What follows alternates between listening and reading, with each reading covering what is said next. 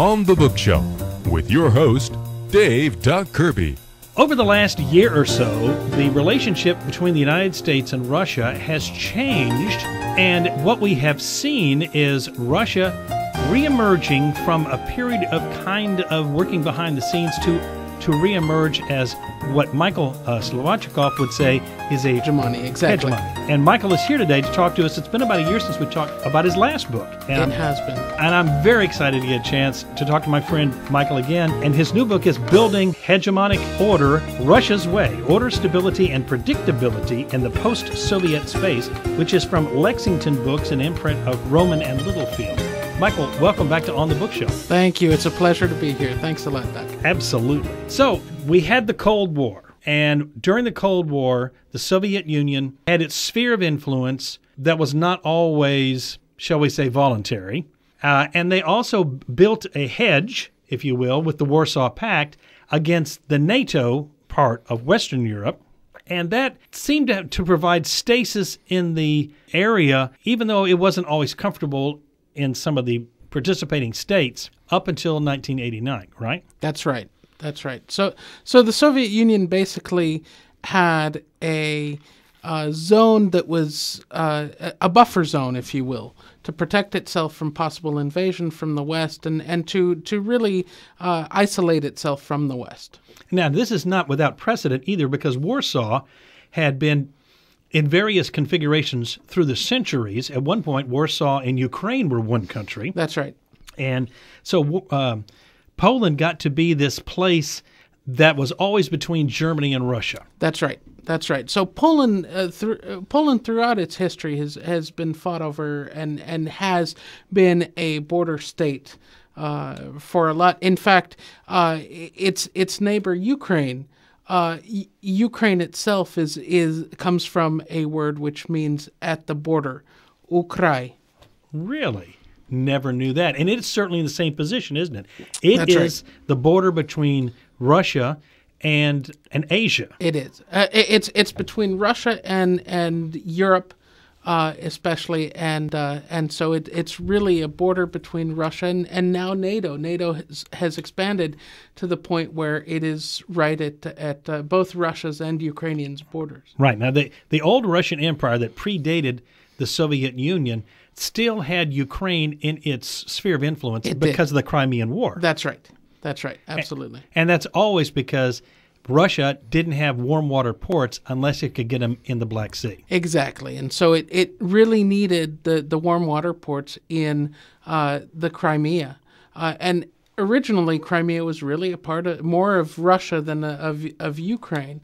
And it wasn't until it was given over in the early 1950s to Ukraine as a conciliatory gesture that it became a part of Ukraine. Now, see, that's interesting. I never realized that. I knew that there were Greek settlements in there because you can tell by the names. That's right. Sevastopol and so forth. Yes, exactly. But that was a long time ago. But that was a long time ago, absolutely. And I've been at that battlefield where the Charge of the Light Brigade took place. That's right. Which is a very thrilling as a history nut to be there, but also looking at it going, this was a really bad idea to ride a mile across open plain against the guys that are standing there with guns. Exactly.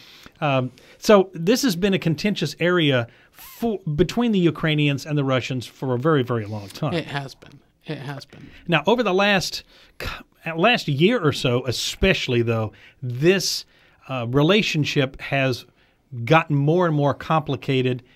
So let's talk a little bit about that, and then I want to get into how you analyze this from a political science aspect. Was this expected? Was it a surprise? Okay. Well, the relationship between Russia and Ukraine has always been problematic. Russia looks at Ukraine as the cradle of the Slavic civilization in Kiev. Whereas Ukraine has always looked at Russia as a meddlesome neighbor that has forced it to do things that it would not normally want to do. Right. And so throughout the Soviet period, it was this way. And in fact, when the Soviet Union collapsed, Ukraine was thrilled to have its independence. Now, Ukraine really at the time of the collapse of the Soviet Union, few people expected it to be able to survive on its own, but Right. it did, and it survived problematically. It has a lot of corruption. It has a lot of other issues that many post-Soviet states have, but it's always had problematic relations with Russia. However, Russia, at the fall of the Soviet Union, it had the Black Sea Fleet, the Soviet Black Sea Fleet, and that was stationed in Crimea. It had to, at the fall of the Soviet Union, it had to break up the Black Sea Fleet to give the Ukrainians a navy, as well as to maintain its own strategic important Black Sea Fleet. And so it took many years to arrive at a consensus Right. to actually be able to divvy up the Black Sea Fleet. And part of that is the long-standing enmity between the two nations. That's right. And part of it is that during the early days of the Soviet Union, when they were doing the collectivization experimentation, about 1 million Ukrainians starved to death. Absolutely. They still remember, and they're still not happy. They do. And in fact, during the Second World War, when the Nazis came in, many Ukrainians actually sided with the Nazis over the Red Army. Right. And the Russians haven't forgotten that either. Yeah. It's as you point out in the book, building hegemonic order, Russia's way, order, stability, and predictability in the post-Soviet space from Lexington Books. As you point out in the book, it took a lot of years to build a lot of treaties to be able to get to the point where they could coexist relatively peacefully. And you talk about nesting treaties that are inside treaties and so forth. And something else that I thought was interesting that you mentioned, that one of the treaties that the Russians had to do with the Ukrainians was financial. Yes. Because they had to have a payroll for the Black Sea Fleet. Absolutely. So they had to pay to lease the port. They had to pay for workers there. They had to agree how many troops could be in the Black Sea ports at any given time. And so it was all very much number oriented. When I was in Crimea several years ago, we got to visit a formerly secret Soviet submarine base down that they entered a quarter of a mile out underwater and came up inside this vast cave. It was astonishing. They had huge blast doors because, of course, they had nuclear weapons. Absolutely. Now, Yes. the nuclear weapons, that's another issue that the Russians had to deal with in the post-Soviet era, not only with Ukraine, but with several of the other states. That's right. So at the time of the collapse of the Soviet Union, all of a sudden now you had a lot more states that had nuclear weapons. And this worried Russia, and it also worried, frankly, the United States. Sure. And so there were agreements that were made to transfer many of those nuclear weapons back to Russia to have them disposed of in exchange for certain concessions that Russia made to those states. Right, and you point out that one of the things that complicated everything, it was a smart idea at the time, I think, but after it was all over, it became problematic, and that was the Soviet system had military units from all of the different states, and so if you had troops that were stationed in Kyrgyzstan, for example, they wouldn't all be from there, but some of them would be. That's right. And so you had issues where, for example, you had people serving in the Black Sea Fleet. You had Russians, you had Ukrainians, you had people from all over. All of a sudden, the Soviet Union no longer exists. Well, what do you do? And so, for example, I had a relative who was given a choice.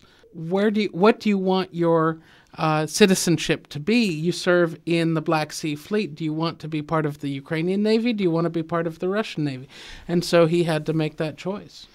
Now, I find that really interesting, and I know for you this is really a personal kind of thing too, because your grandparents came from Russia. That's right. And your wife is also from Russia. She is. And so sometimes in the United States, we're so insular about things like this and we're kind of naive too, I think. I remember you and I talking in the halls one day when the NATO was expanding, That's right. And I thought, it almost seems like the United States is saying, hey, we got a big clubhouse. Why don't you guys come and bring your ball and come play with us too?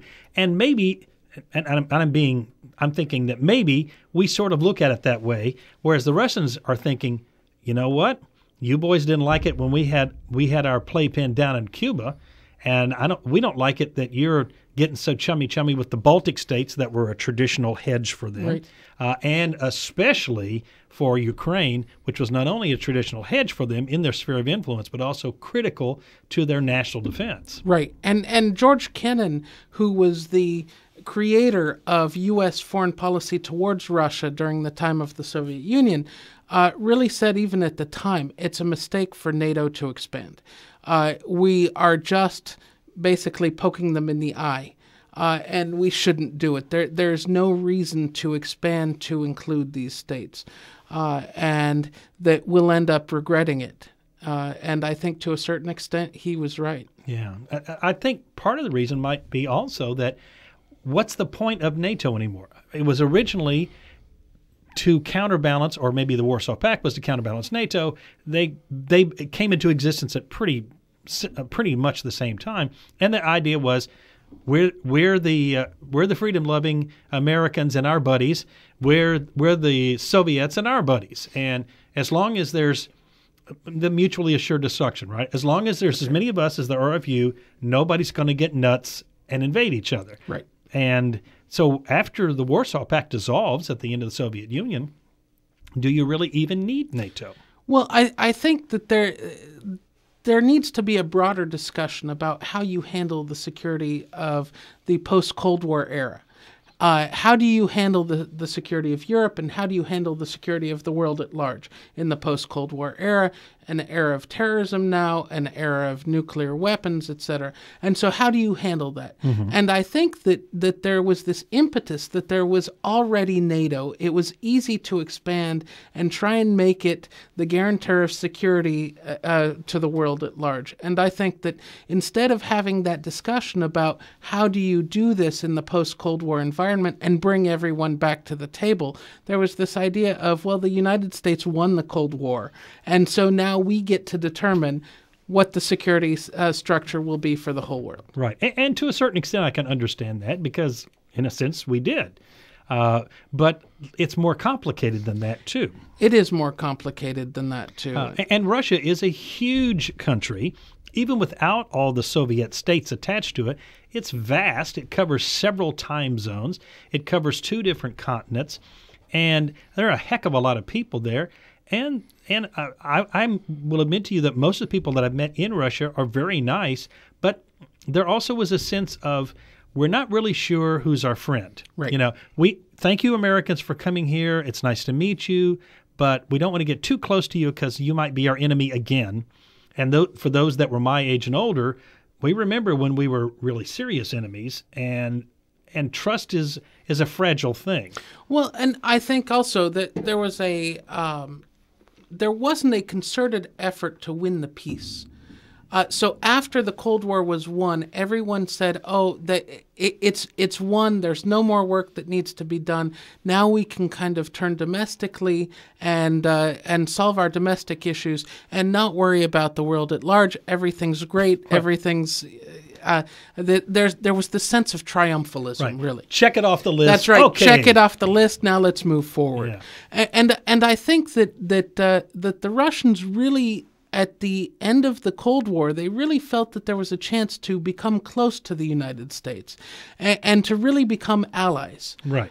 And I think that there was, from the leadership in both countries, there was still this Cold War era looking at the situation and this lack of trust that developed and really reared its head, especially now recently. Do you think we're ever going to be able to get back to that point? I mean, obviously Putin is a very strong leader, and he's a very popular strong leader in Russia, and not just over the last year, but the first time I was in Russia in 2008, people were saying, this is what Russia needs. We need a strong leader. He's consistently had popularity ratings in the high 70% range, which is something that, frankly, our politicians would love to have. Yes, indeed. And I don't really think that if you were to ask people honestly back during the Soviet era what they thought of their leaders, they weren't really very popular. They weren't very nice people. That's right. That's right. And even Gorbachev, who's popular in the West, was extremely unpopular in Russia itself. He was looked at as the person who really betrayed his country. Who wrecked the cart. And who wrecked the cart, exactly. Yeah. Exactly. So a lot of Russians will say it's not that the U.S. won the Cold War, it's that Russia lost it. That's a pretty insightful realization, too. And there is truth to that as well. We're talking, in case you're just joining us, to my friend Dr. Michael Slobodchikov, who is the author of Building Hegemonic Order Russia's Way, Order, Stability, and Predictability in the Post-Soviet Space. It's from Lexington Books, which is an imprint or division of Rowan and Littlefield Publishing Group. And is your book available online? Or it's available in Amazon. At Amazon, it's available at Barnes & Nobles around the country. It's available really even at Walmart. Excellent. So people can find the book. That's right. Absolutely. Well, people will be very interested in what you have to say because, once again, you bring gravitas to this discussion. And now, I know we've talked mostly about Ukraine. Let's talk a little bit about the other states. And you deliberately did not talk about the 3 Baltic states. I did not talk about the 3 Baltic states. And the reason for that was because the 3 Baltic states were very different. Right. So at the time of the collapse of the Soviet Union, they really bolted, and they immediately went to the West. Right. And they were accepted with open arms. And so really they can't be a part of the discussion when you talk about the post-Soviet space. Right. They were the 3 nations that were even more delighted than Ukraine that the Soviet system fell apart. Exactly. So let's talk about Georgia, an interesting nation. Some of these nations had, shall we say, checkered past in the Soviet system, and so in these places as well, the citizens had to overcome a certain level of mistrust. When you've got a great big guy with a club who's been living next door to you for decades, and all of a sudden he puts the club to one side and says, "Hey, let's be buddies," you're still going to be nervous, right? That's right. Absolutely. So throughout the whole post-Soviet region, you had a deep mistrust of Russia to varying degrees. Some of the new countries were more wary than others, and some were less wary, but there was still a sense of mistrust. And there was still a sense of the fact that Russia was constantly going to be meddling in their internal affairs. And so it was a question of, well, how much can we allow them to meddle? And how much are we allowed to let them meddle? And so with a lot of the states, they've tried to become more open to the West to try and balance Russian power in the region. Right. Now, I know one thing that surprised me from your book, because I'd always wondered about this and not had really a chance to research it before, and that was the fact that the Stans, Uzbekistan and Kazakhstan and the others, the Muslim states in Central Asia, actually seem to have had a better relationship with the Soviet Union than a lot of these other Western nations did, and they seem to have a better one post-Soviet state, which was very encouraging because it could easily have gone very bad. Here you have 4 Islamic states that have nuclear weapons. Those easily could have ended up in some very, very bad hands. Absolutely. And certainly, especially with Kazakhstan, they have a very close relationship with Russia. And they have cooperated to a very large extent. Some of the other stans, Uzbekistan less so, and Kyrgyzstan also, and then Turkmenistan really does not have a good relationship. So you have varying degrees of success in cooperation in the region, but you do have a lot of cooperation going on. Right, and those also become a hedge because they are between, say, Russia and Afghanistan, That's right. which has certainly been in turmoil for the last 15 years or so. Absolutely, and it was in turmoil at the time when the Soviets invaded too. So Sure. so it's been a constant struggle for Russia, and one that it's very wary of, being so close to Russian borders. I remember reading that when the United Kingdom went in there in the 1840s, same situation, Russia kind of nervous. That's right. And that actually Lenin after he had consolidated power, was considering making an alliance with imams in Afghanistan to attack northern India and try to cut off the India as the prime jewel of the British Empire in order to weaken the United Kingdom. That's right. That's right. So there's constant play between the great powers, and there has been for a long time in that region. And so Russia has only recently been able to again assume the great power status that it had at the time of the Soviet Union. Despite what our president has said about Russia only being a regional power, yes, it is a regional power, but it is a very strong regional power and one that needs to be dealt with and taken seriously. And it's a big region. It is a very big region. That's right. I know China's economy is stronger than Russia's, but Russia's economy is no slouch either. I mean, it's United States, Brazil, China, India, they're the big economies in the world. That's right.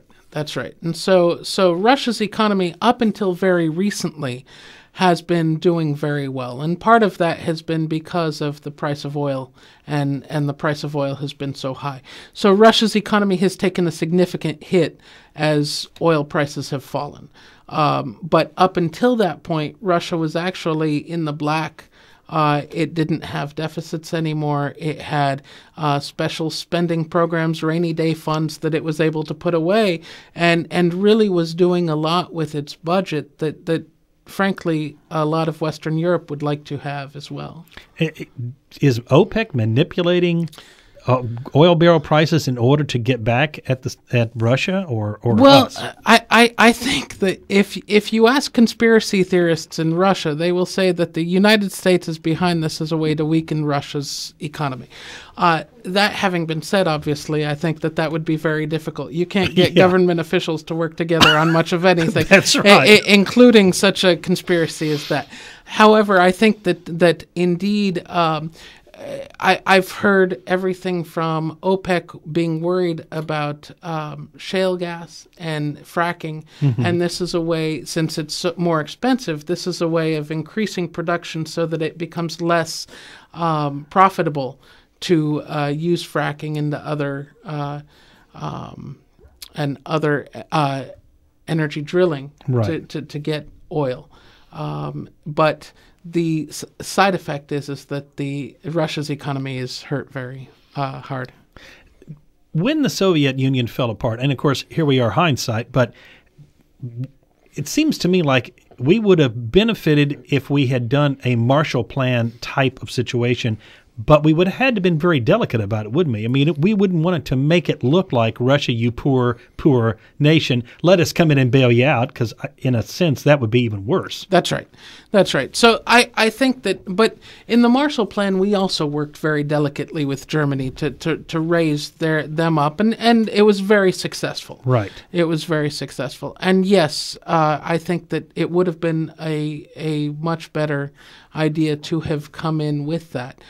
But yes, it would have had to have been done delicately. And one of the things that the Russians point to that could have happened was, again, a conference on the post-Cold War security, where you bring together all of these major players in the world and you say, let's develop a new security order in the world, and let's all work together to create it. And that would have given the Russians a stake that they just didn't have after the end of the Cold War. The United Nations doesn't really provide that sort of opportunity for Russia, does it? That's right. No, it doesn't. What do you see developing over the next year or so? Now, what used to be was part of Ukraine for a while is now part of Russia again. Is that going to kind of end the big discussion, or do you think there's going to be more turmoil in Ukraine and former Ukraine? I think there will be actually more turmoil. I think that as Russia's economy gets weaker, I think that it'll make Putin try to lash out to a certain degree. He'll need to do something to try and embolden his power. And then I also think that any hope that Crimea would come back to Ukraine, I think, is pretty much over. I think that Russia won't give it up now. It would be political suicide to do so. Yeah, they can't afford to back off on the world stage without appearing weak. That's right, exactly. And that's something they absolutely cannot do. They absolutely cannot do. And so I think that the West needs to recognize that. And I think the sooner the crisis is resolved, the better off the West will be, frankly. Yeah, and the terms will be better. I do remember several years ago, and I don't remember if this was part of the Orange Revolution or not, but I do remember that at one point the Russians decided to cut off natural gas supplies to Ukraine to influence decisions that were being made in Ukraine at the time. And Ukraine gets pretty cold. That's right. And they need the natural gas. And Russia is one of the world's greatest natural gas producers. And I think that is something that worries a lot of people, especially as we're now coming to some of the coldest winter months. Yeah. But Ukraine has also done its fair share of cutting pensions, for example, to people who live in the rebel territories. So their livelihood is gone. They cut water to Crimea so that farmers couldn't raise crops. And so you've got these two powers that are using these resources to get back at one another. And I think that Russia in the past has been very worried about cutting off gas supplies, partially because those gas supplies get to Europe. Yeah. And Europe is a large consumer. However, recently Russia has signed treaties to provide gas to China, and it's slowly replacing Europe as a customer.